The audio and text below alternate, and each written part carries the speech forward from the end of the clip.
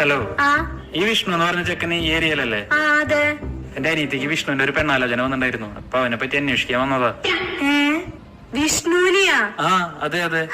ഇപ്പൊ കോളേജ് വിടുന്ന ടൈമാ. ഒരു 2 മിനിറ്റ് നിന്നാ മതി, അവനെ നേരിട്ട് കാണാൻ പറ്റും. ഞാനേ അവനെ പറ്റി ഒന്ന് ഡീറ്റെയിൽ ആയി അറിയാൻ വന്നതാ. ആളെങ്ങനെയാ? ദാ ദാ ദാ അവൻ വരണ്ട്. ആ അതാ വരണ്ട്. അവനോട് ചേട്ടന് ഇവളുടെ കസിനാന്ന് പറയാം. ആ ശരി, ഓക്കെ. എന്താ മോളെ, ഇന്ന് ക്ലാസ് ഒന്നുമില്ലേ? ഇല്ല, ഞാൻ എത്ര നാളായി നിന്റെ പുറകെ നടന്ന് ഇഷ്ടാന്ന് പറയുന്നു. നീ എന്താ നമ്മളൊന്നും ഗൗനിക്കാതെ? അതിന് നീ വേറെ പെണ്ണാലോചന കേട്ടല്ലോ.